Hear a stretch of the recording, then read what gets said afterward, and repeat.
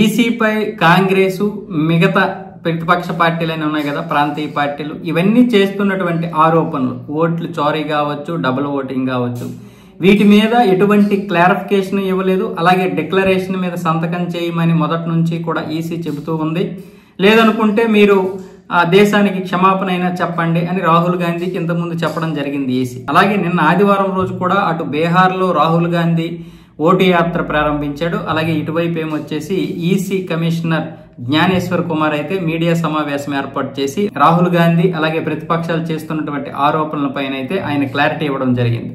మాపై ఆరోపణలు చేస్తున్నటువంటి మిగతా ప్రతిపక్షాలు కావచ్చు, పార్టీలు కావచ్చు, అందరూ కలిసి ఆరోపణలు చేశారు కదా, దానికి సరైనటువంటి ఆధారాలు చూపించండి, డిక్లరేషన్ మీద సంతకం చేసేవండి, సుప్రీంకోర్టులో మీరు వాద్యం వేయండి. ఒకవేళ మేము నిజంగా దోపిడీ చేసినా, చోరీ చేసినా మాకు శిక్షలు పడతాయి. అంతేగాని ఏది పడితే అది, ఏది విధంగా పడితే ఆ విధంగా మీడియా సమావేశాలు ఏర్పాటు చేసేసి మీరు ఈసీ మీద బురద చల్లే ప్రయత్నం చేస్తే మాత్రం మాదేం రాజకీయ పార్టీ కాదు, మేము ఇలాగ విమర్శలు చేయడానికి, మీడియా సమావేశాలు ఏర్పాటు చేయడానికి.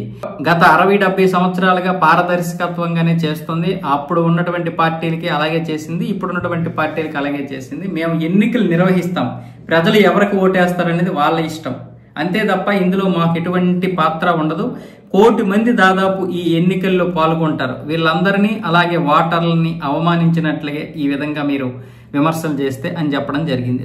దానికి ఇప్పుడు కాంగ్రెస్ ఏం చేస్తుందంటే జ్ఞానేశ్వర్ కుమార్ పైన అభిశంసన పెట్టడానికి ప్రయత్నాలు చేస్తుంది. పార్లమెంటు ఉభయ సభల్లో కూడా ఒకవేళ అభిశంసన పెట్టాలంటే 3 వంతుల్లో 2 వంతులు ఓట్లు ఉండాలి. కానీ ఇప్పుడు ప్రతిపక్షాలకి అంత ఇది లేదు. కాకపోతే అభిశంసన తీర్మానం తీసుకొస్తే కొంతవరకు ఈసీ మీద వ్యతిరేకత వస్తుంది కదా అనే ఉద్దేశంతో ఇప్పుడు ఈ అభిశంసన తీసుకొచ్చారు. వాస్తవానికి వాళ్ళకి బలం లేదని వాళ్ళకి తెలుసు. కాకపోతే ఈసీని ఏదో ఒక విధంగా ఇలా కంపు చేసి రేపు బీహార్ ఎలక్షన్లో ఓడిపోయినా మా పాత్ర ఏమీ లేదు, అంత ఈసీ వల్లే ఓడిపోతున్నామని. కానీ మరి అదే ఈసీ తెలంగాణలో కూడా నిర్వహించింది, అలాగే కర్ణాటకలో నిర్వహించింది, హిమాచల్ ప్రదేశ్లో కూడా అదే ఈసీ ఎన్నికలు నిర్వహించింది. మరి అక్కడ గెలిచినటువంటి కాంగ్రెస్ ఇలాంటివి ఏం చెప్పలేదు. ఇక్కడ ఓట్లు చోరీ జరిగింది, ఇక్కడ ఈవీఎంల వల్లే గెలిచాము అని అనట్లేదు. అంటే గెలిచిన దగ్గర ఏమొచ్చేసి వాళ్ళు గొప్పగా గెలిచారు, గొప్ప పనులు చేశారు. ఓడిపోయిన దగ్గర ఏమొచ్చేసి ఈవీఎంలు తప్పు ఉన్నాయి. మరి కర్ణాటకలో చేయొచ్చు కదా ఓటు అధికార యాత్ర, హిమాచల్ ప్రదేశ్లో చేయొచ్చుగా, తెలంగాణలో చేయొచ్చుగా. అలా చేయరు, ఎందుకంటే అక్కడ వాళ్ళు గెలిచారు కాబట్టి.